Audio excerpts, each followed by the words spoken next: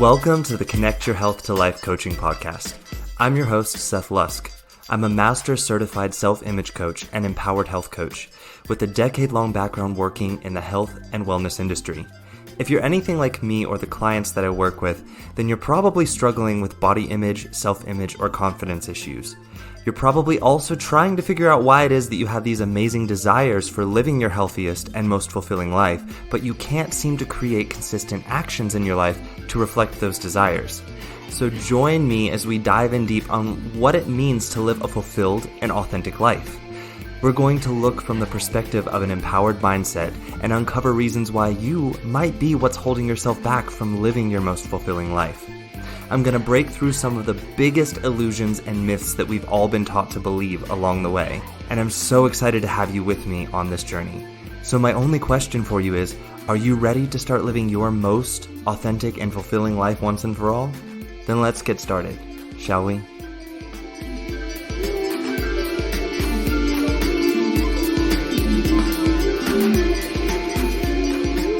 Hey everyone, welcome back to the podcast. For those of you listening in for the first time, welcome. We are on episode number 45 right now, and my friends, I'm going to say it again this week, you picked a very interesting topic to listen in on. We're talking about FOMO, which is the fear of missing out. If you didn't tune into last week's podcast episode, I'm going to ask you to pause this and go back and listen to last week's episode, number 44, where I talk about fear itself and the 10 most common fears that I see people using to hold themselves back in life from achieving their goals and how we can make them our friend and actually one of our closest and most loyal friends in our journey towards our goals. So if you haven't listened to that episode, I recommend you go ahead and pause this episode here, go back and listen to that, and then come back here. Because some of the stuff that I talked about last week is going to carry over into what we're talking about this week. And so I want you to have a basic understanding of what we talked about last week before you start listening to this. Because fear of missing out, I decided to do an entire episode on fear of missing out by itself, separate from the other 10. Well, not the other 10, actually. Fear of missing out was one of the 10, but I only briefly touched on it last week. And I mentioned when I briefly touched on it that I was going to be doing an entire episode on the topic of fear of missing out this week. And so that's what I'm doing here this week, my friends. So I'm really excited to be bringing this topic to you all because fear of missing out is something that I have seen destroy so many of my clients' lives. I've seen it destroy my own life. I've seen it destroying the lives of many of my friends and friends of friends and relatives. It's something that I see so many people in the 21st century struggling with. And that's because it comes from some deeper underlying issues that we're not addressing. We're addressing fear of missing out as we do with all things at the behavioral level. And as I've said with all of these things, it doesn't work. When we address things at the behavioral level, the changes we're making are not genuine and they won't last. So today we're going to look at the underlying causes of FOMO, what actually leads someone to living with this fear of missing out, and how we can start taking steps to resolve the cause of that fear. Before we jump into that, though, I want to do a little recap of last week. Just a quick recap. This doesn't supplement actually listening to last week's episode, so I want you to still go back and listen to it. But for those of you who did listen in last week, let's just do a quick refresher here before we dive into this week. So last week we talked about 10 common fears that I see people using to stop themselves from taking action towards their genuine wants and goals in life. We talked about seeing fear as your friend, not your enemy, and that fear is not a sign to stop and run away. We talked about how fear, when we react to it versus leaning in and understanding it, when we react to it, it can cause us to go ahead and create for ourselves the very thing that we fear happening if we take the action that we're using fear to stop us from taking. And we don't even realize it half the time because fear will build this illusion up and convince us to think that we're avoiding the thing we're fearing if we don't take the action. But by not taking the action, we end up creating the very thing that we're afraid of. So let me clarify that. kind of what we talked about last week, because there were a few questions that came up, and I feel like I want to make sure that I'm really clear on this before we jump into the fear of missing out. Number one, fear is an emotion that we are designed to experience. I want you all to understand that. I want to be sure that you do not take from last week's episode that the goal here is to get rid of fear. The goal here is to be able to move forward and take action through fear and into fear, not to get rid of it, okay? So I want to be clear about that. Fear is important, so we do not want to get rid of fear. Fear is an important reminder also of real danger for us, such as like predators in the wild. If you're walking by a crowded road, it reminds you of the fact that there are very fast cars driving next to you that could possibly kill you if you don't pay attention and, make sure you don't trip and fall into the road. So fear is there to actually help keep us safe. Now, the issue with fear in the 20th and 21st century is that there are actually very few real-life circumstances meriting this fear to keep us from actual harm. Most of the fear that we are encountering is about emotional fear or imagined possible future harm, not real imminent danger. But here's the thing, our brain doesn't know the difference. And your brain is here to try and keep you safe. So it will use the emotion of fear to try to motivate you to take quick action to protect yourself, even in situations where there is not actually a legitimate, imminent danger. It's just an imagined possible future or you feeling something.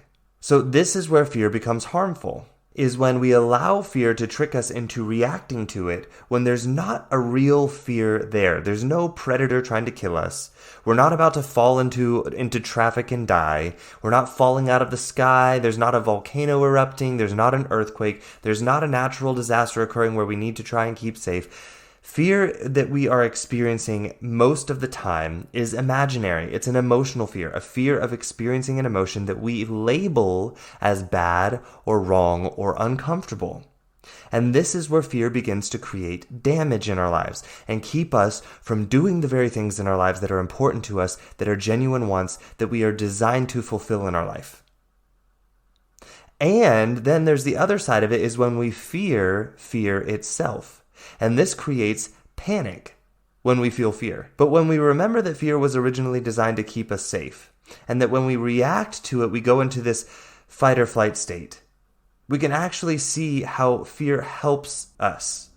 But in situations where there isn't actual imminent danger, it doesn't help us.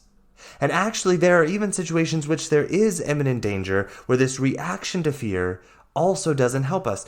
And what I mean by that is, have you ever seen someone in a situation, maybe where they're out trying to outrun a bear, we'll say that, or they're in their house and someone breaks in, and they start feeling fear, and they react to that fear and they start to panic. And then what happens? They end up doing something that we would probably say is really stupid. And they miss out on seeing all of the ways in which they could have created safety for themselves, gotten away from the situation, escaped, or kept themselves out of potential danger. But they missed all of that because here's the thing about the fight or flight response. When we're in fight or flight response, it trains or it teaches us to take our field of focus and narrow it in. To narrow it in on the thing that we perceive as being the danger, trying to outrun that predator. So when there are solutions that exist all around us and we are narrowly focused, we miss out on a lot of those solutions. We miss out on a lot of the solutions that our brain, our prefrontal cortex, would be able to come up with if we would be able to step out of that amygdala response of the fight or flight and start using the prefrontal cortex to come up with solutions that would actually create the result we want. How do we get out of the house? Can I lock the door and call 911? How do I get away from this bear? Is it safer for me to just lay here and play dead? What can I do that would create the most amount of safety for me and create the most likely result that I'm going to survive this? But we miss out on a lot of those options when we slip into this fight or flight situation. So my friends, even when there is real and imminent danger, the reaction to fear can actually not serve us. So this is what I say when I mean we need to learn to lean into fear and recognize it as having a different role.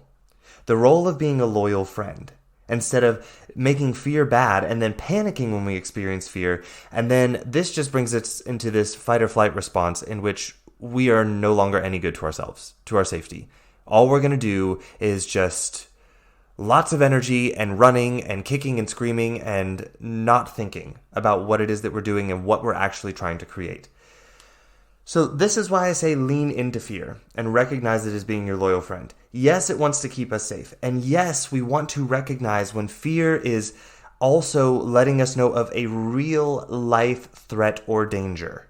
Your house is on fire. How are we going to get out of here? There is an earthquake. How am I going to keep me and my family safe? There is someone broken into my home with a gun. How am I going to get me and my family out of the house safely, or get the robber out of the house so that my family is safe, or protect my family while we're still in this house? Solutions, okay? But we don't find those solutions when we go into the fight or flight response. Okay? So when we lean into fear and we recognize it as being an emotion that is there to help us, not to harm us, then we can actually start seeing fear as a friend and not reacting to it, but choosing a response. Remember, this goes back to that emotional responsibility that I always talk about, my friends. As with all emotions, fear is a spotlight that wants to point out a belief that we have. And within that belief, there is a solution to the very thing we fear. The belief that my family is in danger. There's a solution there, but you're not going to recognize it if you're in a fight or flight response. The imaginary fear of judgment. If you react to it and go into fight or flight response, you're not going to find the solution to the fear of judgment. Instead, what you're going to do is create judgment for yourself and then feel judged anyways and not do the thing that you want to do. So what I want to be clear with here, why I'm clarifying this, is that when I say lean into fear, it is our friend. I don't mean get rid of fear. We're not trying to make fear the enemy or bad here, and we're not trying to say that fear serves no purpose, and that genuine fear is bad, and that we shouldn't experience it, and that when we're in a situation in which there's real life imminent danger, we should just be like, oh, I shouldn't be afraid. That is not at all what I'm saying when I say lean into fear. When I say lean into fear, I mean accept the fact that fear is there. But when we are busy trying to get rid of fear, making fear bad, well, then that's fear of fear itself, which leads to panic. And panic, as I've just clearly shown you in several examples, doesn't help us have a clear head in which we're able to make choices and responses that actually help us, even in situations where there's actual real physical danger imminent. But also in situations where the fear is imagined, where the fear is something where we're afraid of feeling a certain emotion. We're afraid of feeling judged. We're afraid of feeling inadequate. We're afraid of, feeling emotionally hurt. All of the fears that we talked about last week. So when we learn to not fear the emotion of fear, we can peacefully allow the fear to be there and then use courage to step into that fear and openly see what is there to show us about our beliefs and find solutions. Because in leaning into this, this is where the solutions lie. To not becoming a victim to the emotion of fear, but instead for us to use it to guide us forward by using courage along with fear. And see, this is again the mistake I always talk about. People think that courage means the absence of fear. No, if fear isn't present, you're not being courageous. Courage only can be practiced when there is fear present. So if you've gotten rid of the fear, you're no longer being courageous. Okay? So we use courage while we are experiencing fear to take actions that guide us forward into growth, or in real life danger, finding ways to make ourselves safe. Remember how last week we talked about how fear will have us creating the very thing that we fear ahead of time, even without realizing it? So I had some people ask me about this and why this actually matters. Why does it matter to realize that if I fear and panic, or if I resist fear, that and don't see the illusion that I'll end up creating the very thing that I'm feeling without even realizing it? And the reason why a lot of people ask this question is because they're like, well, it doesn't feel so bad to feel the fear or to feel what it is that I fear feeling if I choose to create it ahead of time. And here's the interesting thing here. My friends, the answer to that question is in that statement itself. You are choosing right now to not do something in your life that is important to you because of a fear of experiencing an emotion. But when you choose not to do that thing, you choose the emotion anyways that you fear feeling. And then guess what you do? you manage the experience of that emotion, or you buffer it away. But there are 2 points here to understand. One is that you are able to experience the emotion and manage the emotion. And your fear here is that you think that you won't be able to handle it, but you just chose to do it. So I want you to realize that. 2 is that you're not doing something important to you because you fear not being able to handle the emotion, so you are choosing not to do something that is important to you because of something that you've already proven that you can actually handle, because you're feeling that emotion anyways. And you're not getting away from the discomfort of it, because you're feeling the emotion anyways. And you just said it. It doesn't feel so bad when I choose to feel it ahead of time. Yes. And you think, wait, what are you talking about, Seth? Have you gone crazy? Have you gone crazy? Yeah, you just proved my point. No, I didn't. I proved the point that when you choose to feel this emotion ahead of time, it doesn't feel so bad because you chose it and you leaned into it. So what I'm saying is, do the thing that's important to you, and do it knowing that you are choosing to feel that thing that you fear feeling. If you fear feeling judgment, do the thing. Let the judgment come up. It's not going to kill you. Then understand where the judgment came from by leaning into that feeling and find the solution there to move through the judgment and release it. You will feel the thing that you fear feeling. But on the other side of it, you will have felt it, dealt with it, and managed that emotion, and with courage, because you chose to feel that emotion, even though you feared it, you felt that emotion, and on top of that, you did the thing that you wanted to do. So you can either feel the emotion and the fear, and then in the end, you've done nothing that you wanted to do, except for feel the emotion that you didn't want to feel, or maybe you tried to buffer it away. Or you can feel the emotion that you fear, step into it by choice, manage it while you accomplish the thing that you want to do. And the difference here is that in one, you do the thing that's important to you. And in the other, you still face all of the discomfort, but at the end of that discomfort, you didn't do the thing that you wanted to do. See, you keep thinking that you're avoiding discomfort by not doing the thing that you want to do, but you aren't. And that's why it's important to realize that you're creating the very thing that you fear when you react to fear instead of leaning in, finding where it's from, and choosing the response to it. To lean in, bring in courage, and step into it. Because the thing that you're fearing, you're creating anyways. But the thing that you're wanting to do, you're not creating by resisting the fear. But when you choose to lean in and choose to feel the thing by leaning in and doing the thing that you're afraid to do, and you just do it and feel the thing anyways, you learn along the way to process and manage these emotions that you're afraid of feeling. And at the same time, you're creating the results that you want to create. Stop letting fear convince you that if you resist it and then buffer away your discomfort, that somehow you're better off, that somehow you're avoiding the discomfort. You're already uncomfortable. You're already experiencing all of the discomfort. And you're feeling the discomfort of judging yourself by trying to buffer it away with all of these things that are also destroying you. And then you're judging yourself for those behaviors and feeling out of control of those, which creates a whole nother set of judgment and discomfort. So my friends, what I'm here to say is that when you react to fear, you not only create the very thing that you feared feeling, but you also do not create the very one thing that you're here to create that's not going to go away. So stop thinking that you're avoiding discomfort by not leaning into fear. You're not avoiding it. You're feeling it anyways. So that's why I'm here to help you all learn to lean into your fear. So with that being said, now that I've clarified all of that, let's jump into the fear of missing out. I touched on it briefly last week. So I want to dive in really, really deep this week. As I said last week in the podcast episode, this fear is actually based in several different issues and fears. So it's a bit complex. And what I want to do today is break down the complexity of this fear so we can see the true source of it. What it truly actually is. What's actually going on when we say we have a fear of missing out.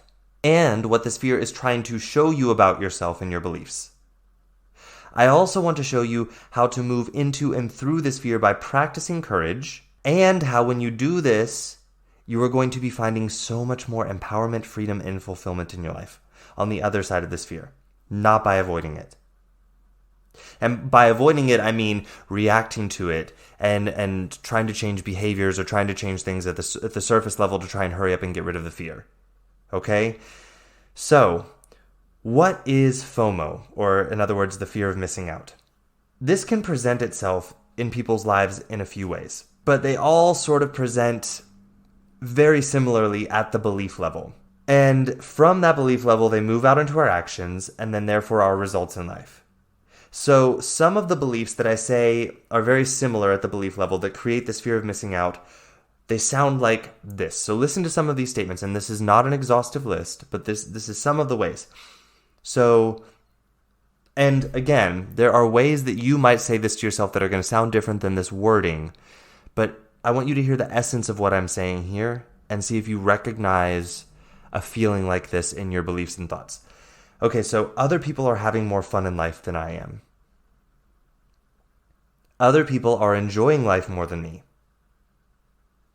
Other people are living a better life than me.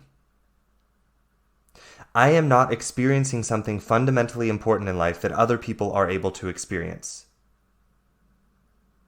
Because I don't have this yet, and whatever this is, fill in the blank, I am missing out on being able to enjoy life like other people. If I had this that this person has over here, I would be able to enjoy life like them. I'm not able to enjoy life as much as this person or these people over here because I don't have this. And my friends, this can present itself in everyday living and planning and also in how we go after our goals in life, as far as short-term and long-term goals. I see so many people refusing to make plans because they don't want to decide what is important for them, what they want, and they would rather sit around and wait and see if something else comes up that might appear better to them. And only if nothing comes up before the event that they wanted to plan, then they will go to it. But they won't trust themselves to decide ahead of time, this is something that I want to do. This is something that I do not want to do. And then plan to either do it or not do it. People are so afraid to do this because they don't know what's important to them in life. So this is one of the underlying causes of this FOMO, is that people truly don't understand what is important to them in life. And what does it even mean that something is important to me in life? People truly don't understand that. They have not taken the time to be introspective enough and look into themselves enough to even find that out and what that even means. I see this cause people to refuse to make plans with their friends, and then thinking that this is normal to have friends wait around until the time of other possible plans has passed and they didn't come up, so yeah, now I'll do it. I'll commit to it now. Or they think that it's normal for them to wait around on friends until the time of the event to know whether or not they have plans to go to the event, or that their friend is coming over, that they're doing something with their friend. People think this is normal because so many people are living with this FOMO. And my friends, I'm here to say, normal is very subjective. So yeah, we've normalized it, but is it healthy? I would say no. It's incredibly not healthy for our emotional health, for our mental health, and for our physical health. Because I see so many people sitting around on their couch in depressed states and eating food to buffer away their emotions because they can't even make plans that they want to do because they don't trust themselves to even know what it is that they want to do and say, this is what I'm going to do, and then do it, and then choose to enjoy it because they know it's important to them and something that they want to do. And a lot of this goes back to, like I said just a minute ago, they have no freaking clue what is actually important to them in their life. They know what they think should be important to them in their life based on everyone they're watching on Instagram and Facebook and YouTube and television and Netflix and their friends around them and their family and what everyone tells them should be important to them, but they have no clue what is genuinely valuable to them as a person on the inside, and they have no clue how to even find that. That's what I'm here for as a coach, my friends. In case you don't know that, this is what I help people to discover in their life. If you're ever wondering when I say that I'm a life fulfillment and empowerment coach and a health coach, and I say living your most authentic life, this is what I'm talking about. I'm talking about clarifying what is truly important to you, not what you think should be important, not what it looks like other people think are important, that you think are important. What is important to you on such a core emotional and spiritual level that you cannot deny it. That's what I'm here to help you find out. And the reason why people struggle with this FOMO and use it as a reason to not make plans is because they don't know this for themselves. And they don't trust themselves to know it for themselves. And now I want to be clear on something here. If living spontaneously is how you want to live your life, then you can. But just recognize that it keeps you in constant indecision. And also, I want you to recognize how often you end up doing nothing or end up doing something that you don't really want to do just to fill the time of doing nothing that you would have been doing something if you had just planned something. And I want you to answer this honestly here. And yes, that means that if instead of making plans to go to a concert with your friend or going to a specific party with your friend, you end up having no plans. So you just go out to a bar and get drunk to try and buffer away the discomfort of not having any plans, and then you wake up the next day with a hangover. Because you were out trying to drink away the disappointment of either not going to the concert, not going to the party, not making plans with your friend, and then they ended up making other plans. I want you to recognize that what you just did there is you just did something that you didn't really want to do just to fill the time of doing nothing because you didn't make plans. How often do you catch yourself doing that? Or how often do you catch yourself sitting on the couch and binge eating food or binge drinking while watching television to try and kill the time that you have nothing to do because you were afraid to make plans? And that you have a goal in your life to be healthier and maybe even to lose weight. But instead, you're spending your evening sitting in front of your television binge eating food because you're afraid to make plans because you don't trust yourself to know what it is that you want to know. And you keep saying, I just like living my life spontaneously. But that's not the truth, is it? The truth is, you haven't taken the time to know what is important for you. You haven't taken the time to know what you truly enjoy and want in life. And you're afraid that you won't figure it out if you look. So you'd rather just say, I like living my life spontaneously, and keep going through this cycle of trying to fill time with things that keep you further from your goals in life, just to buffer away the discomfort of not having anything to do because you didn't make plans. How often does that happen to you? Does it feel good? Do you want to keep living your life that way? I would imagine not. So lean in and listen here, my friends, because I'm going to show you some solutions here today. I'm going to show you where this is coming from and how you can lean into this and create solutions. I also want to be clear that I'm not saying that you can never be spontaneous in life. Spontaneity can be a very liberating feeling in life. But here's the thing. Spontaneity is not designed to be a pattern. If it becomes a pattern, it's no longer spontaneity. You're using spontaneity as a reaction to fear. Spontaneity should also be spontaneous. So if your spontaneity becomes a regular pattern in your life, it's no longer being spontaneous. You're trapped in a cycle, my friends. Spontaneity can be a very liberating feeling, but I want you to ask yourself, how often are you trying to use the feeling of spontaneity to replace the feeling of freedom in your life because you feel trapped doing things that you either don't want to do or not doing the things that you do want to do, because you won't decide on the things that you really want to do in life that are important to you? How often do you catch yourself using quote-unquote spontaneity to feel that feeling that you want to feel, which is freedom? You see, spontaneity is a short burst of the feeling that can feel like freedom, but it doesn't last. It's very short-lived, and when it becomes a pattern, spontaneity starts to have some very negative effects on our life, keeping us from doing the things that we want to do in our life that are genuine for us, that are important to us, that would get us to the place in life where we're no longer reacting to life, but we're ahead and being proactive in life and creating the life we want. So I want you to ask yourself, if you're one of these people that says, oh, I just like being spontaneous, are you always spontaneous? Is it a pattern that's how you always make plans, is spontaneity? Then it's not because you like being spontaneous. Because you're not being spontaneous then. Your spontaneity has become a pattern. It's no longer spontaneous. If spontaneity is a pattern in your life, then I want you to look at this. Are you trying to replace the feeling of true freedom with spontaneity because you're not doing the things in your life that you truly want to do that would create the feeling of true freedom in your life? And I mean things like self-care, so that you wake up early enough in the morning and feel energized enough to do the things that would get you ahead on your bills, that would get you ahead on your self-care, that would get you ahead on your health.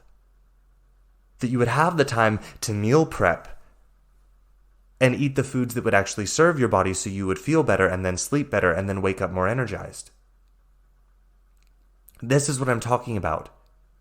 Are you using spontaneity to replace the freedom that you would feel if you were proactive in your life and doing the things that are actually important to you, not just reacting to things that feel urgent or fun in the moment, but that keep you further and further from living the life that you want to be living?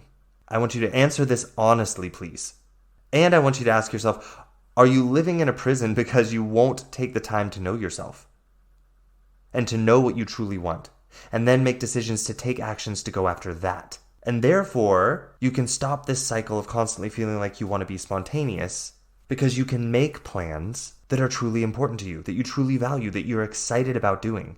And you can stop replacing the feeling of spontaneity for the feeling that you truly want, which is freedom and sovereignty in your life.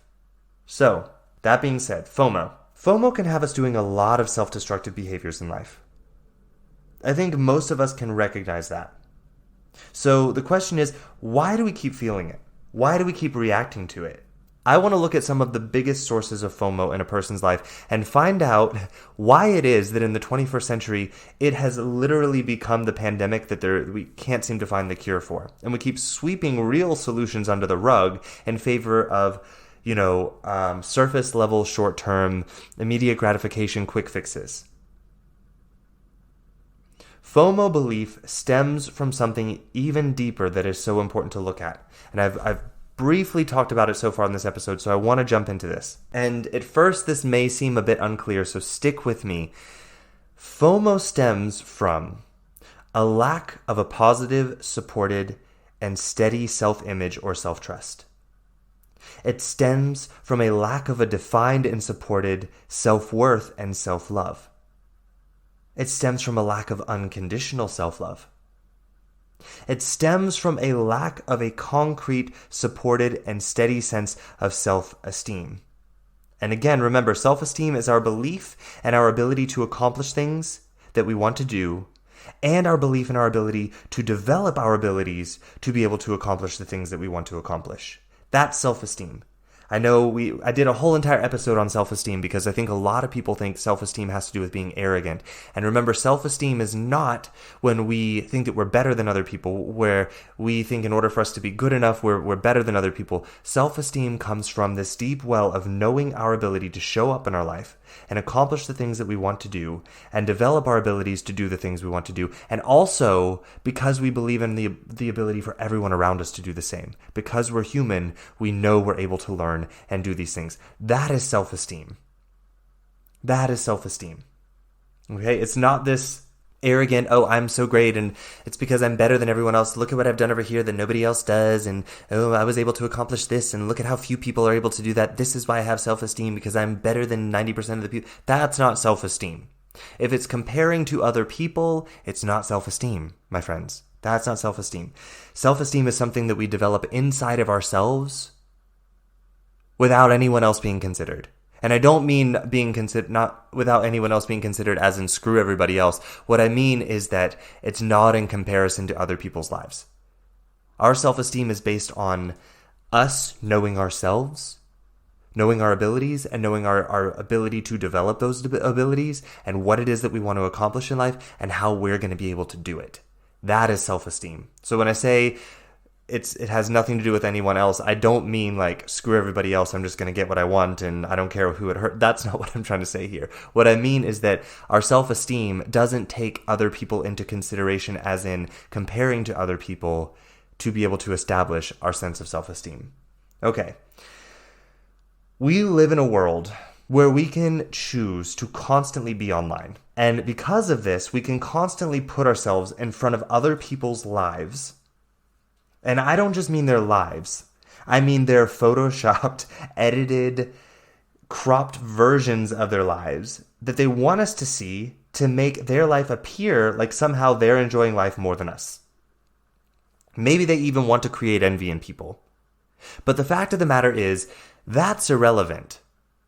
But what is important is that we have the ability to inundate ourselves with that 24/7. And if we believe in the comparison model, the life by comparison, the enjoyment by comparison, the judgment by comparison, the happiness by comparison, if we live in that model and we are constantly inundated with seeing other people's lives that we think have the thing that we don't have, therefore we can't enjoy life, that we think they're able to do the thing that we can't do, and that's why we can't enjoy life. If we're constantly inundating ourselves with this constant exposure to other people's lives, and then living by the belief that other people are enjoying life more than us, and so therefore we're looking for evidence of it, and looking for the things that they have that we don't have, that's the reason why we will constantly put ourselves in FOMO. We live in a world where our ability to compare our lives to other people's lives is literally 24/7. And a lot of us choose to do it to ourselves almost 24/7. They fall asleep with their phone in their hand, they wake up and immediately go back to their phone. And what I'm here to say is that without the time to dive into yourself and create that supported, positive, steady self-image, self-esteem, self-worth, self-love, self-trust, self-awareness, that without taking the time to do that first, this constant exposure to the stimulus leads to so much self-doubt and self-abuse. And I'm talking verbally, even physically. And that verbally part can be like literally out loud verbally, or the internal dialogue that you are constantly subjecting yourself to inside of your head. It leads to this internal judgment by comparison on constant repeat, where we make sure that in comparison, our life always comes up short, because that's what we're looking for evidence of. We have the belief that we're missing out on something, and so our brain goes to work to prove that correct. And it has, oh my God, our brains just have like a field day with the amount of evidence that they can find on social media to prove that point. My friends, social media is like a freaking gold mine for your brain to find evidence that you're missing out on enjoying life because you don't have things that other people have. And you are telling your brain to go in search of that evidence. And then you're putting it right in front of your brain 24/7 because you have not already established for yourself that your worth, your esteem, your image of yourself, your self-love, your self-awareness is already so steadfast. You're not looking for evidence of that. You're not looking for evidence of that. Your brain is not even interested in that out there. Because your brain's kind of like, okay, that's cool that you're doing that over there. Props to you. Back in my lane, this is what I'm doing over here, and props to me for doing all of this. Because this is my journey in life. This is my badassery as a human, and I'm proud of that. This is where the problem comes in. It's not that social media is the devil. It's not that seeing other people's lives and being proud of them is the problem. It's not that posting about our lives and the things that we're truly enjoying in life is a problem. The problem comes in because we have a world full of people that have been taught to constantly look, quote unquote, out there for solutions, change things at the behavior level, make it quick, make it rapid, hurry up and make it look like you're enjoying life. Get those six-pack abs, get that big booty, get those big arms and shoulders, guys. Make that chest puff out so the girls will want you. We're constantly looking out there for the reason why we're not enjoying life. We're taught to do that and to keep skipping over the one part of our life that is most important, that would actually provide us with the tools to where we would be able to show up in our life and choose with empowerment to enjoy it. And those tools are all internal. And we keep skipping over that part and looking out there. And my friends, I'm here to tell you, as I keep saying, and I'm going to sound like a broken record, and I'm going to keep doing it until you listen to me, my friends, because it's not a lie. It's not cheesy. It's not soft skills. It's not just me saying this for my health. It is so true that if I could literally open up your head and put a book inside of there and make you see it, I would do it, but I can't. You have to choose to want to see it. And I'm very passionate about keeping on putting this message out there until you're ready to choose to see it, which is why I'm still here saying the same thing over and over again. So, my friends, it's not that these things are the problem. Social media is not the problem. Seeing other people's lives is not the problem. The problem is you keep choosing to overlook the one area where you have power to change this. Now, here's something that I want you to notice here. This lack of a steady, positive self-image, self-trust, self-worth, unconditional self-love, self-esteem, self-trust, this lack of this, there's a common thread there that I want you to pay attention to. And again, it goes back to this idea of looking out there versus looking internally. Because this is why I think a lot of people still struggle with choosing to look in this direction. Is that the common theme is that there is a lack of support and steadiness in all of these. And here again, we're taught to seek the support and the steadiness out there. Oh, I just need better friends that will support me. I need better friends that will constantly cheer me on and lift me up and tell me that I'm good and tell me that I'm great. And I just need the right circle of friends. And I just need to stop looking at these social media posts and start looking at social media posts of people that will tell me that I'm good. And no, my friends, no, no, no, no, no. I love you all, but no, okay? You can keep listening to these positive messages out there. That's great, okay, but guess what? When it comes down to it, that steady, supported self-image, self-trust, self-love, self-worth, self-esteem, self-image, all of that is supported internally. The external version of it, that is just a little, oh, that's cool that that's also happening out there. And it's not that it can't feel nice that it's also happening out there when other people support us and cheer us on and tell us how awesome we are. It's not that I'm saying don't enjoy that. Enjoy it. Love it. Yes, feel it. That feels good. Yes, awesome. But it's temporary. It's temporary. It always will be temporary because you're not in control of that. What you are in control of is your internal dialogue, how you talk to yourself, how you choose to see yourself. So my friends, this supported self-esteem, self-worth, self-trust, self-love, self-image, all of that, the support, stop looking out there for it because you will never find it. You will never find it. You'll find temporary versions of it, but that's not support. The problem isn't that it can't feel good coming from out there. The problem is when you depend on it out there as being your source. When you depend on the external validation, when you depend on the external support, when you depend on the external providing the steadiness, that's when you get into trouble. And I need you all to recognize that here. So this feeling of our self-image, our self-love, our self-trust, our self-worth, our self-esteem, our self-image being supported, constant, and steady, it comes from inside. So the moment that you depend on an external support of source, you have put yourself in a danger zone. You've built your house upon no foundation again. And my friends, how many times are you going to keep building this house and watching it crumble, building this house and watching it crumble? And some people can build this house for a very long time before it crumbles, but it always crumbles. How many times are you going to let yourself do that in your life before you recognize that the one thing that you've been wanting to do since the moment that you were born on this planet, and now as an adult you have the ability to see it and actually do it, is to create that foundation inside of you, in which you can build your house upon it, and no matter how much the wind blows, no matter how much the ground shakes, that foundation is steadfast. Because it's not based in something that anyone or anything outside of you can change. It's based in the one place where you have complete control. And your self-talk and your beliefs about yourself, your thoughts, that's where you have the control. So my friends, FOMO stems from a choice to keep putting this work aside, to look inside and create that supported, positive, steady self-image, worth, esteem, trust, love, all of that. No one can do it for you. And the longer you keep pushing that aside in favor of quick behavioral level changes, quick fixes, quick tips, just do this little activity here. Just high five yourself in the mirror every day. And Mel Robbins, I love your work, and I'm not trying to say. The interesting thing is if you read Mel Robbins' work here or listen to her high five yourself theory, it's actually an easy activity that she's trying to use to get you to look into the deeper parts of yourself that you keep overlooking.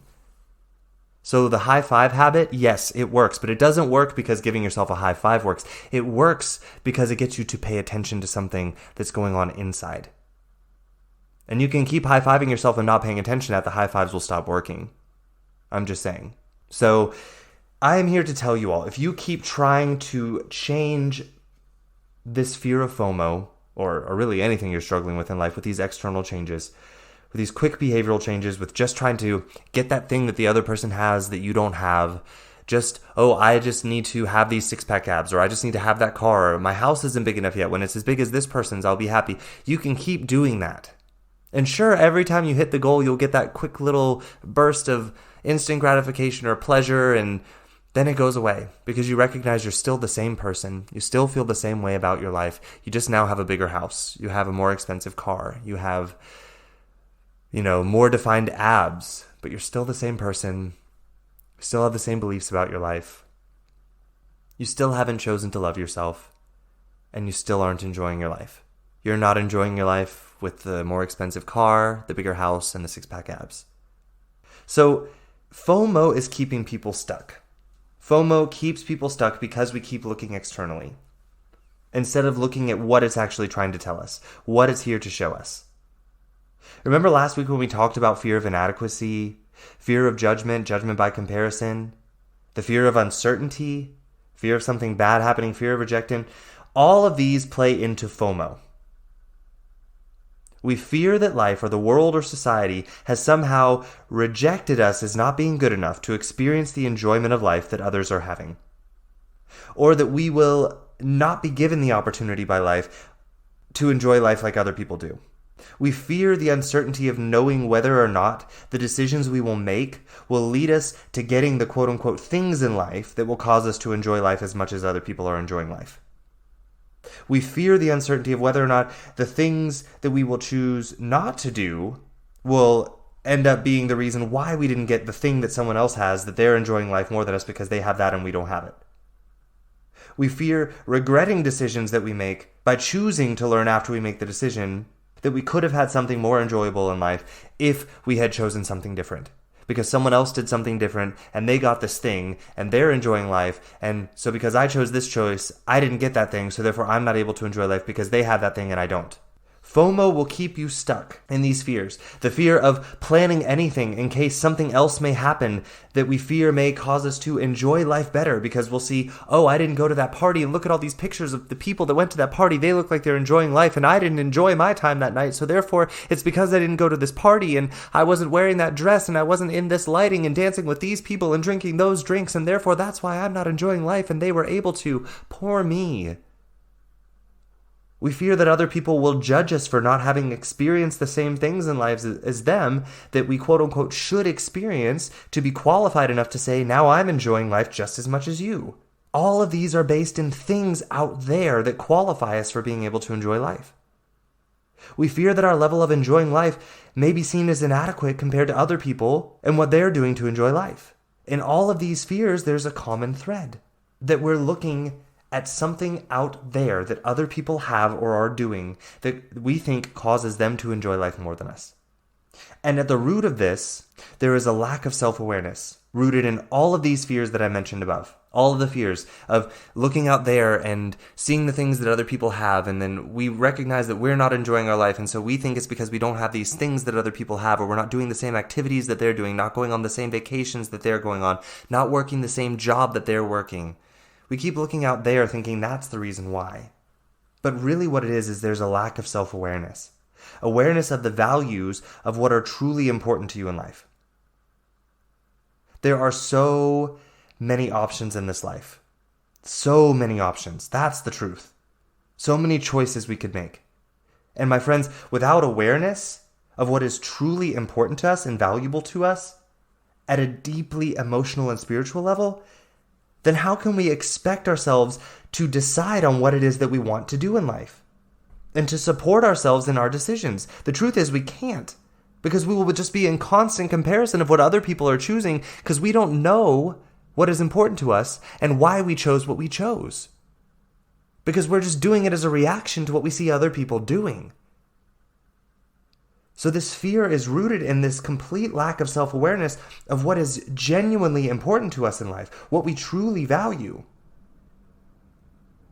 Instead of being constantly subjected to this input of other people telling us what we should want, what we should be doing, what we should have that will make us happier in life. And then constantly looking at them and thinking, that we want to do the same thing they're doing and try and replicate it, and that will make us enjoy life more. Without the awareness of our true and genuine values in life and what we really want, the sheer number of options in life becomes impossible to navigate. And I think you all feel that. This constant comparison. My friends, you could find the celebrity you think is your biggest role model and do everything that they're doing and have, somehow build a life where you have everything that they have, you're doing everything that they're doing, and you could still not be enjoying life if you don't know that these things that you have are important to you because of something that your deep core value level, you know why this thing is important to you. Because the truth is, do you know how many millionaires, billionaires out there that could literally buy anything that they want in life? Anything. They could do that their whole entire life and never even touch the amount of money that they have. And they're still not enjoying life, my friends. They're still looking around at other people's lives and being like, okay, well, what don't I have yet that other people have that are enjoying life? They're still doing that. Because, my friends, the truth is the reason why they're doing that is because it's not a thing that they need. They don't understand what's important to them and how they want to create that and why. So no matter what they get in their life, it will never be enough because they still won't be enjoying life because they don't know why they have the things in their life, why they might be important to them, or why they're not important to them because they just replicated what someone else did that they thought should make them feel better about life. It doesn't work this way, my friends. Life enjoyment comes from knowing first. First things first, as Stephen Covey puts it. Put first things first. Knowing what is truly important to you, what you truly value in life. Building your life on that value-centered life. That's when life fulfillment happens. That's when you're able to enjoy life. Even when other people have more or different things around you, it doesn't matter. Because you know why you have what you have and why that's important to you and why you're enjoying your life for having it because you know what's important to you and why. The truth is, and sadly, the vast majority of you out there have no clue what is important to you in life. You know what you think you should want in life or what should be valuable to you in life based on either what other people are doing, maybe what your parents told you, your pastor, your teachers, what they taught you in school, but you have no clue what is genuinely important to you and why in life. And this, my friends, is the very core of where FOMO comes from. The lack of awareness of what you truly want in life. And the lack of awareness of who you actually are. Not your behaviors, not your clothes, not your car, not the words that you say, the language you speak, the color of your skin. That's not who you are. The lack of awareness of who you are at your core and what that person is here to create in this life. This lack of awareness leads to FOMO. Because a lot of us see who we are as being the things that we have, the things that we do, how we look, how other people see us. Anything but who we actually are at our core.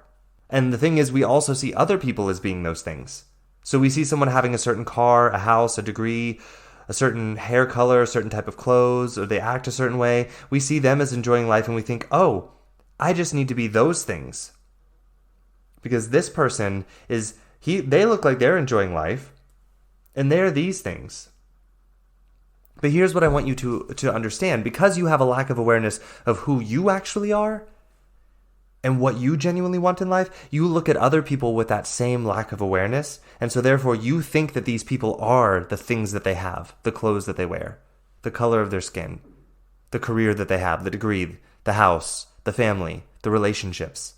So you'll just constantly go about imitating these people and make yourself miserable trying to live a life that's not yours.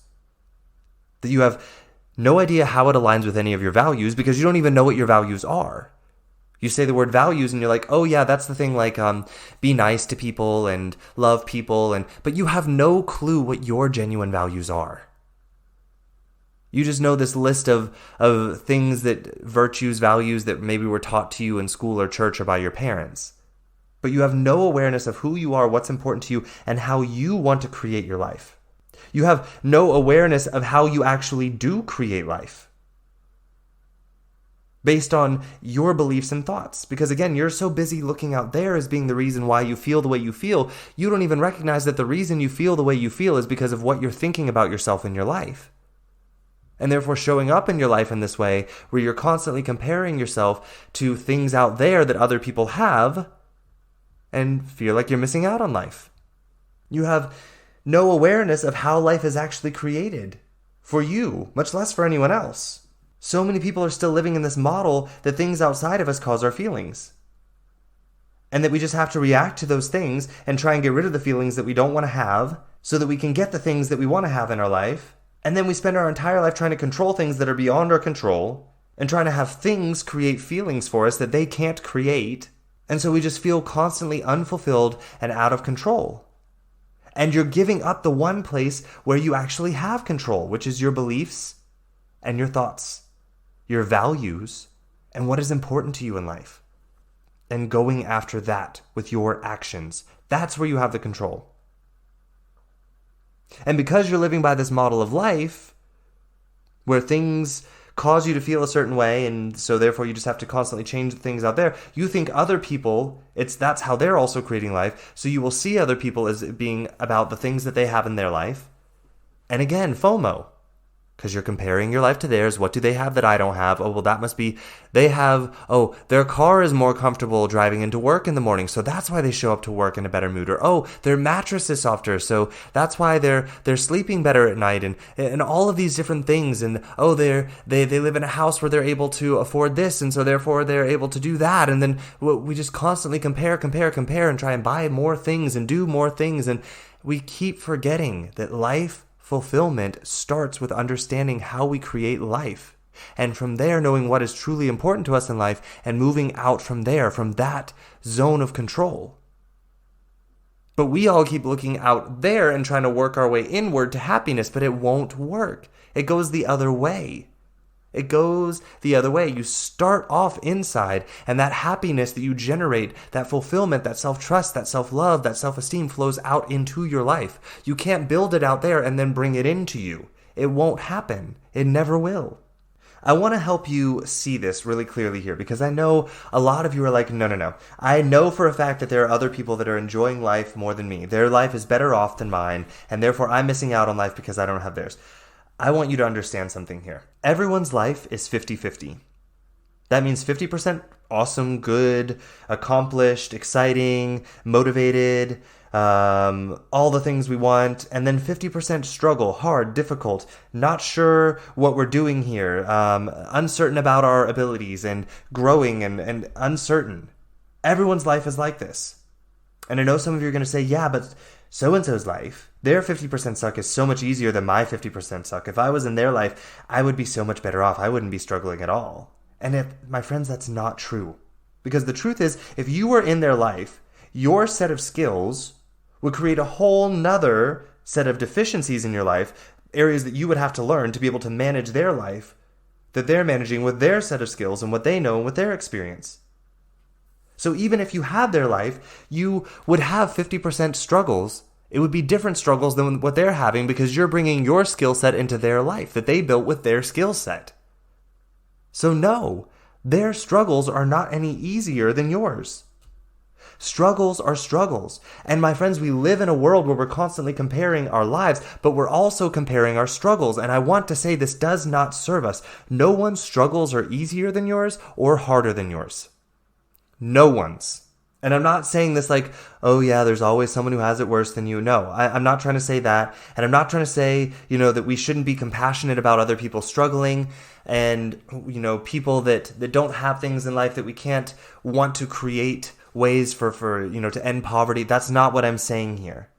But what I'm saying is, struggle is subjective. It's not objective. Okay? You're looking at someone else's life and trying to be objective about their struggles from a subjective standpoint. Their life experience is different from yours, so therefore their struggles feel just as hard. Struggle is struggle, my friends. It feels just as difficult. Struggling with life when you have $1 billion still feels just as sucky as struggling with life when you have $1. Challenge me on it. I promise you, It's no different. The feeling of struggle is the same. Okay? So stop thinking that you're somehow going to get yourself into this life in which you don't have struggles. Struggle is part of life, my friends.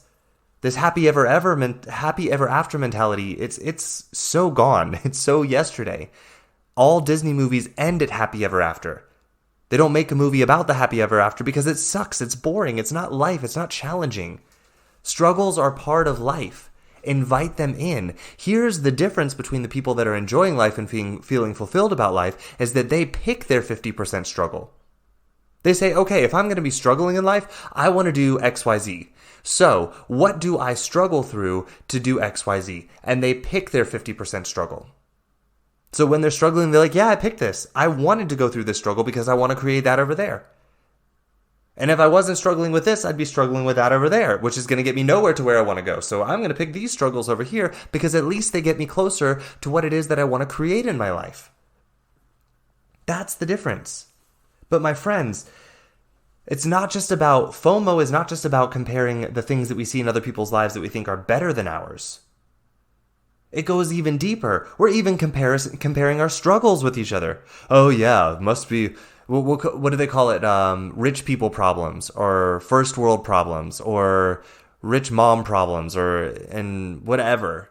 You know, we put all these hashtags on it. My friends, this does not help us at all in this life. We have got to stop comparing our struggles with other people's struggles. Donald Trump's 50% sucks just as bad as my 50% suck. And because I know that, I can have compassion for the man, even though I do not agree with a lot of the things that he says and does. I know he has his set of struggles, and I know what struggle feels like. And I know he's trying to find his way through them, so I can have compassion for him and not compare my struggles to his. We've got to stop doing this, my friends. This comparison culture is not serving us. Pain is pain. Struggle is struggle. Suffering is suffering. Comparing does not get us any closer to solutions. Understanding does. But that's a topic for another episode. So I'm telling you all of this because I want to say, if you catch yourself looking at someone else's life and thinking that if you were in their life, you would somehow have it better off, that somehow you wouldn't be struggling in life, and that because you don't have their life, you're missing out because you don't have what they have. I want you to recognize their life is 50-50 too. One thing that I always ask myself when I see myself comparing my life to someone else's life and saying or thinking that if I had their life, that somehow my life would be easier, I always ask myself, what's their 50-50? I wonder what their 50% suck must be. And when I really think about it, I can imagine the things they might be struggling with in life and what that must feel like from their perspective. And I am immediately humbled and I'm like, wow, hats off to you. Let's be humans together here. And I can see these people as humans again and see them for their struggle and their suffering too. And not dehumanize them as being some rich thing that just has no problems in life and therefore their struggles are not worthy to look at. They don't deserve any compassion or love. No, I can genuinely see them and recognize they're struggling in life too. They're suffering in life too. And bring myself back to my lane, where I am. What am I struggling with? What am I struggling with? Are they struggles that are getting me closer to my goals? If not, why am I choosing those struggles? Why am I not choosing the struggles over here that I'm avoiding that would get me closer to my goals? And I get back in my lane, back in my life, back in my journey, instead of comparing my life, my greatness with someone else's greatness, my struggles with someone else's struggles. But my friends, this is why I say stop skipping to the external and behavior change to create happiness. Because here's the thing, if you don't know how to generate fulfillment and happiness internally, and at the same time know what is important to you in your life, know what you truly want and why, and how you plan to go after that, if you don't know these things, and you're constantly playing the change the circumstance, comparison life, if you're playing that game to eventually feel happy and fulfilled in life, then you will always be looking externally at other people's lives and what they have that you don't have yet. And your brain will constantly be looking for evidence that other people are still enjoying life more than you because they have things that you don't have. Because you still don't know what life enjoyment comes from. And you'll still be wondering, why is it that I keep getting all these things that I think will make me happy in life and I feel a momentary happiness, but then like after a week, after a month, After I move into the new house and start making the house payments, all of a sudden I actually don't like my house anymore and I just want a different house. Or maybe I want to move back into the old house because now the new house payment is bigger. I still don't feel fulfilled in life. My friends, it's because you're looking for external changes to create something that can only be created internally. Life fulfillment doesn't come from those things. The real reason why you don't feel fulfilled and happy in life is because you are living a life that is out of alignment with who you truly are. It doesn't recognize it. It's out of awareness of it. You're living a life that is out of alignment to what is truly important to you, what you genuinely want to be creating in your life. The genuine values, not the ones you think you should have. And here's the thing, once you know that and you start living a life that is intentionally choosing your 50-50 to keep creating that, and you know why, then it doesn't matter what container, what job title, what car, what house, what body, whatever. Those become secondary representations to the essence of who you truly are and what you're creating in life. And you can look at your life and the way you're creating things and be in your journey and see the value in everything that you have in your life because you know why you created it, the essence of what you're there to create. And that inner knowing, that inner peace, that inner structure, that inner stability and support, that's what creates life fulfillment. It's not about the containers in life that the essence of you goes into. And when I say containers, I mean the car, I mean the clothes, I mean the hair, the color of your skin, the plastic surgery you might put on your body, the muscles, the fat, the yard you have, the whatever, anything that can be visible externally, whatever container you put yourself in. Fulfillment does not come from the container. It comes from what is in it. Do you know what is in your containers? Do you know you and what that you really want in life and why? And how are you creating it? So the question is, how does this help with FOMO? If you're afraid of missing out on something in life, it is that you're fearing that you're not enjoying life as much as someone else or the rest of everyone else or a certain group of people. That's the real fear there. But guess what? If you know unshakably what is truly important to you in life and what you truly want, and you know why, and you choose a plan to go after it, and choose that if I don't get the results I want, I'm just going to keep learning and I'm going to keep recreating the plan, I'm going to keep going after it, and if you know how that plan is going to create the things that are important for you, and therefore you're always looking for those values popping up around you as you're creating your journey, then guess what? Your life suddenly becomes a place where you look around and you are surrounded by what is important to you in life and what fulfills you. Your brain will be looking for evidence of it. And your focus will be there on what really matters. And then guess what you do? You get to enjoy your life. You get to enjoy your life on such a rich and deep level that the thought of comparing it to how someone else is enjoying life seems so shallow. So unimportant. And you want everyone else to be enjoying life the way you are too. So it's not like, oh, well, I'm enjoying life and I'm better than you because I figured it all out. It's like you find that well, that source, and you're like, wow. And it flows out into your life and to those around you. And you start showing up to people and being like, yeah, it's not about the car. It's about you and what's important to you. You start seeing the true value in every person around you. The person that doesn't have such nice clothes. The person that their hair may look a little bit unkempt sometimes. The person that doesn't have the nice job. The person that doesn't have the nice car. You can look at them and see the person, the human being that they are, and see the true value in them in their life. And be a reflection to them of how they too, if they would just look inside, could enjoy their life exactly where they are. And start creating what's important to them in life. The FOMO fear is about feeling like you're missing out on something in life. But if you understand that enjoyment of life is different for every person, because what every person values in life is different. And that's normal. That is how life is designed to be. Once you can see that, then you can begin to see how we enjoy life by choice. Not by choice of having things, by choice of choosing our 50-50 with intention, based on who we are at our core and what we value and what is important to us. That is how we enjoy life.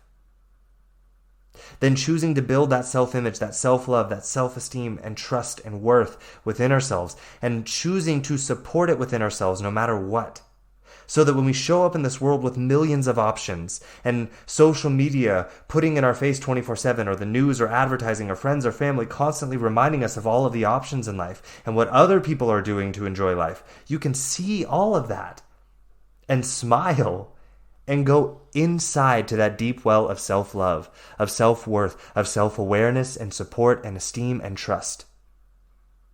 And that beautifully solid self-image, and be happy for all of these people and how they're choosing to enjoy life, and to know that you are on your path and you're enjoying life just as much as them in the way you were designed to enjoy it. Once you choose that 50-50 with intention, my friends, you become unstoppable. When you know that your life is going to be 50-50 anyways, and you choose your 50% suck to be the 50% of struggle that's going to get you towards creating more of your value in life, your values, the things that are important to you in life, you become unstoppable. And you can look at other people in life when you notice that voice of comparison popping up, and notice that you want to believe that maybe their life is better than yours. You can ask yourself about the 50-50. What is their 50-50? And start seeing them as a human that's struggling too, and get back to your life and your enjoyment of life. But FOMO will convince you that you're missing out on it if you don't lean in. And because of your fear of missing out, you'll constantly be looking out there instead of the one place where you could generate the one thing that you're truly missing out on, which is how to generate life enjoyment. By choosing your 50-50, going inside, choosing your inner self-worth and love and support and esteem and all of that. So my friends, if you react to FOMO, this fear of missing out, you're choosing to miss out on the most important thing in life. And that's you. That's you. And how beautifully you are designed in this life to want things that are so valuable that you're not creating in this life because you're so busy trying to create other things that other people are telling you are valuable. And the world is missing out on that light that you're not creating because you're so busy trying to imitate other people because you think that having their life will make you happier. So FOMO will convince you to miss out on enjoying life for fear of missing out on enjoying life. Don't let FOMO take that away from you. Remember that a fulfilling life is not about the containers. It's about what you put in it. And remember, containers are anything. It's the body, the car, the house, the job, the wife, the husband, the kids. Those are just containers. Those aren't you. What is you is what you pour into those containers. The essence of you can go in a lot of different containers, but that essence never changes, and that's where the enjoyment of life is in that essence of you that you are pouring into everything in your life. So the solution here is knowing your core values and what is important to you in life. That is truly the solution, and I know some of you are rolling your eyes at me, but it's the truth. It's knowing your true values, choosing your 50-50. And if you don't believe me, you can talk to some of my clients. It's crazy sometimes when I start working with my clients and I put them through these simple exercises that help them just to know finally in their life what is their true want and value in life. And they just light up. It's like all of a sudden, their life, the areas where they felt disappointed, it makes sense. Of course you feel disappointed because you're not creating this in that area of your life that you really want to be creating because you keep stopping yourself. Their faces light up as they realize the things that are truly important to them in life and what they have available to them to create it. And the areas of their life where they don't feel fulfilled because of something so simple of a choice that they're not choosing to make because they didn't realize that they had the choice to make it. I love seeing that happen. I love doing this work with my clients. But my friends, this is where a fulfilling life starts. Is knowing what's important to you, knowing those values, knowing how to support that knowing with the self-image, the self-trust, the self-love, the self-worth, the self-esteem. Knowing how to support taking action to create those things when circumstances happen and we feel like we are struggling to take actions that we want to take. And we support it with that self-love, that self-esteem, with that knowing that our life is going to be 50-50 no matter what. So am I going to keep choosing this 50% struggle? Or am I going to go back to victim mentality and let life choose my 50% struggle for me? So we just keep taking step after step once we see this. And supporting it with our powerful why. This is the solution to FOMO, my friends. It's not more activity options, or avoiding making plans, or saying it's spontaneity, or trying to feel, patterned hits of spontaneity to fulfill that lack of feeling of freedom in your life, because you don't feel free because you're not doing what it is that's truly important to you because you don't know it. The solution is knowing who you are deeply and starting there. Knowing your journey, the most important journey for you, even while 8 billion other people on this planet are on their journeys. Knowing your journey that is right for you and being in that decidedly, daily, and passionately, that is how we enjoy life. When we're doing that, then we're missing out on nothing in life. So if you feel like you're missing out on something in life, then I challenge you to find out, what life are you here to live? And you're going to find that out by diving in deep, spending time with yourself. That introspective time that you keep avoiding, that journal you keep avoiding keeping, that self-help book that you keep avoiding reading, and looking inside, doing the deep dive work where you get to know yourself and change your self-talk, change how you look at yourself, change how you love yourself. That's where the enjoyment is going to start. So find out there what life you're here to live. And don't stop looking out there for other people to tell you the life that you're here to live. No one else knows that for you, even if they think they do. Only you can know that answer for you. So make it a priority to take the time to know you and find out the life that you're here to live.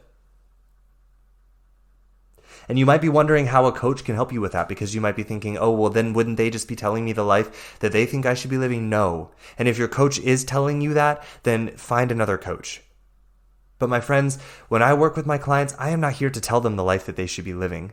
I'm here to take them by their hand and guide them to the spaces inside themselves where they see for themselves what they're here to live, and answer those questions for themselves. And then all I do is I provide the support, the tools necessary for them to live that life. But I'm not here to tell anyone the life that they should be living.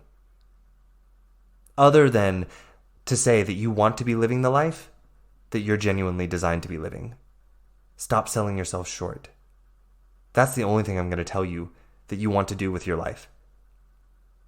Other than that, the rest is up to you and what is truly important and genuine for you. My friends, I'm going to leave this message here with you all. There's so much more that we could talk about here, but it's just going to maybe get more confusing, so I'm going to stop here. If this sounds like something you are struggling with and you want support and the tools to find your way out of a life of FOMO and into a life of empowerment and fulfillment, I am here to take your hand and guide you inward to your true self. I'm not going to tell you the life that you should be living. I'm going to guide you to the place where you tell yourself the life that you truly want to be living with excitement and empowerment. Then I'm going to provide you with the tools and the support to live that life once and for all. So reach out. My links are in the show notes, as always. You can hit me up on Facebook, Instagram, or through my website or email. Everything is linked in the show notes. Okay? So I'm here to support you guys. Find a coach to help you work through this if this is a struggle of yours. I love you all. I truly cannot wait to see how many of you step out of your FOMO and into a life of true enjoyment.